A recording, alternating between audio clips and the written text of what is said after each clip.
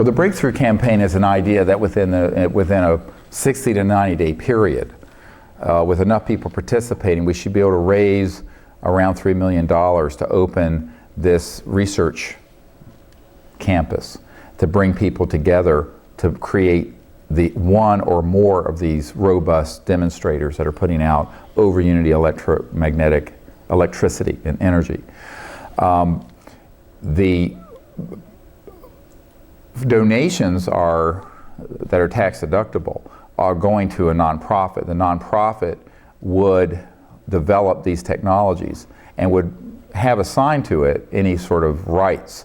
But as a nonprofit, it's not allowed to sell products. It would then license that technology out to any groups that we felt were going to be able to get it out further.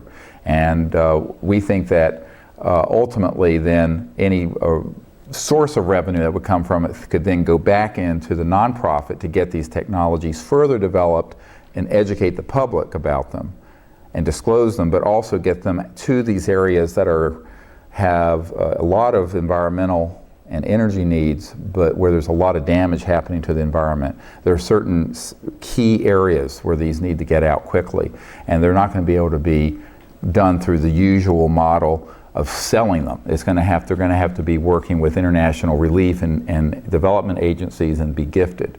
And that's where the proceeds of those technologies would then be placed. In fact, the regular company, Arrow, if it develops these, the main interest in Arrow would be assigned to the Orion Project, so that the profits from any of that would go back into that foundation to do the same work. So that's the idea behind that.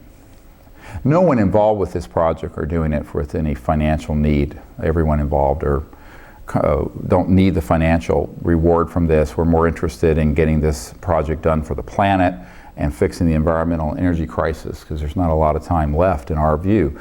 I think that even the last UN scientific study on global warming, they found that the rate of decay of the environment is exponentially accelerating more than they thought it was based on their previous models. So each time they do a study, the condition is worse and worse and worse.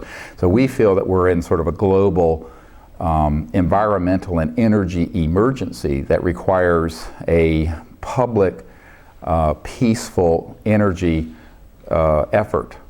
And you know, we've done this in the past for other purposes that ended up in creating things like the atomic bomb for the Manhattan Project. We think that it's time that the public and the people of the world say, let's do this for peaceful, clean, free energy research. And that's really where we are today.